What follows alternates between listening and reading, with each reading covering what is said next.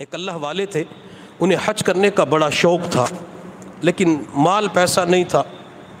جب شوال اور ذی قعدہ کا چاند نظر آتا تھا تو اللہ والے ہر نماز کے بعد رویا کرتے تھے، اللہ سے ایک ہی دعا کرتے تھے، اللہ حج پہ بلا لے، اللہ حج کا سفر نصیب فرما۔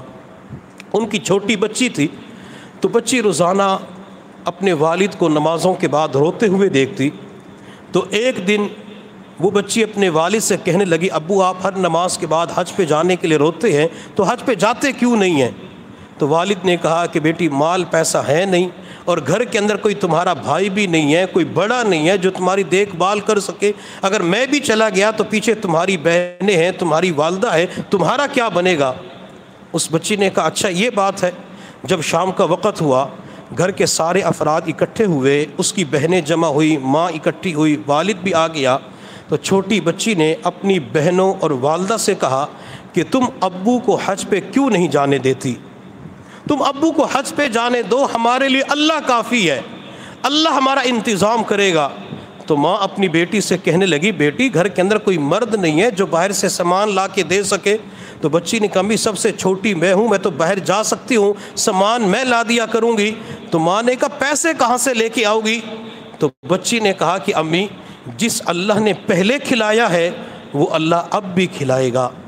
اگر ابو چلے گئے، ابو تو رزق پہنچانے والے ہیں، رزق دینے والے ہیں، اور حقیقت کے اندر تو دینے والی ذات اللہ رب العزت کی ہے۔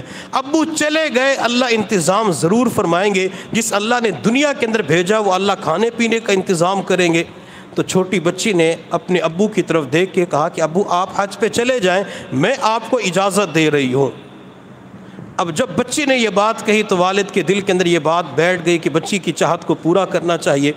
بعض مرتبہ والدین اپنی خواہش کے مطابق فیصلہ کرتے ہیں جو ان کی چاہت ہوتی ہے، اور بعض مرتبہ بچوں کی چاہت کے سامنے وہ اپنے سر جھکا دیتے ہیں، بچوں کی باتوں کے آگے وہ جھک جاتے ہیں کہ بیٹا جیسے تو کہے گا، بیٹی جیسے تو کہے گی میں ویسے ہی کروں گا۔ اب جب چھوٹی بچی نے کہا کہ ابو حج پہ چلے جائیں تو خاوند نے بیوی کے چہرے کی طرف دیکھا تو بیوی نے کہا ٹھیک ہے چلے جاؤ، ہمارا اللہ وارث ہے، اللہ ہمارا انتظام کرے گا، اللہ حفاظت کرے گا۔ اللہ والے نے اپنے کپڑے وغیرہ اٹھائے، پیسے تو پاس تھے نہیں، وہ ایسے اللہ کی ذات پہ امید لگا کر اپنے گھر سے پیدل روانہ ہو گئے۔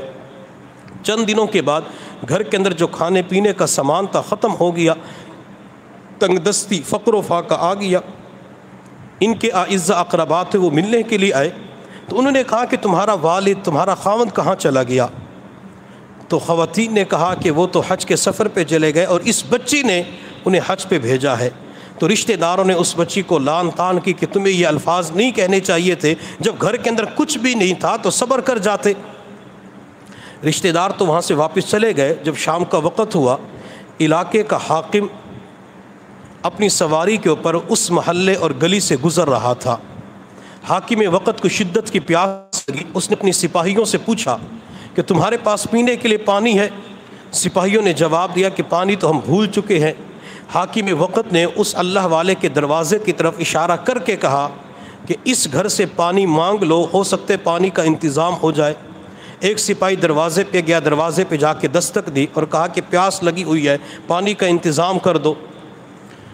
اللہ والے کی اہلیہ نے سنا تو پانی لینے کے لیے گئی، خوبصورت گلاس کے اندر، برتن کے اندر وہ ٹھنڈا پانی لے کے آئی، اور جو ہی دروازے کے قریب پہنچی تو بچی اپنی ماں کا ہاتھ پکڑ کر کہنے لگی، امی وہ اللہ کتنا محبت کا معاملہ کرتا ہے کہ پورا دن آج بھوک کی حالت میں گزار دیا اور شام کے وقت علاقے کے حاکم کو دروازے پہ پیاسا کھڑا کر دیا۔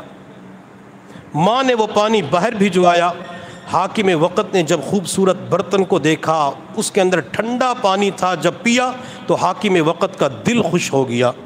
اس کے پیٹ اور کمر کے ارد گرد ایک پٹا بندھا ہوا تھا، اس پٹے کو کھولا جس کے اوپر ہیرے جواہرات سونا لگا ہوا تھا، وہ پٹا دیوار کے اوپر سے اندر کی طرف پھینک دیا اور اپنے تمام سپاہیوں سے کہا کہ تمہارے پاس اگر سونا چاندی ہے، تمہارے پاس کچھ اور مال ہے، تم تم ان کو دے دو، انہوں نے ٹھنڈا پانی پلا کے مجھے خوش کیا، میں چاہتا ہوں کہ سونے اور چاندی کے ساتھ ان کے دل کو خوش کر دوں۔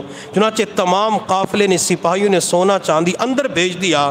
جب اس اہلیہ نے سونا چاندی اکٹھا کر کے اندر جانے لگی تو دیکھ کر حیران رہ گئی، اس کی وہی چھوٹی بچی مصلے کے اوپر سر سجدے میں رکھ کر اللہ کے سامنے رو رہی تھی۔ حتیٰ کہ کافی دیر کے بعد جب اس بچے نے سجدے سے سر اٹھایا تو ماں نے کہا کہ بیٹی ہمیں تو سونا مل گیا، اب کیوں رو رہی ہو؟ تو بچی نے عجیب جواب دی، امی اگر دنیا کے ایک بادشاہ کی نظر ہمارے گھر پہ پڑ گئی تو اتنا سونا اور چاندی ہمیں دے دیا گیا، اگر اس اللہ کی نظر پڑ جائے تو اللہ کتنا دیں گے؟ اس بچی کا بھی یقین بنا ہوا تھا کہ اللہ اگر ایک مرتبہ محبت کی نظر سے، پیار کی نظر سے دیکھ لے، اللہ اتنا عطا فرمائیں گے کہ کئی نسلوں کے لیے کافی ہو جائے گا۔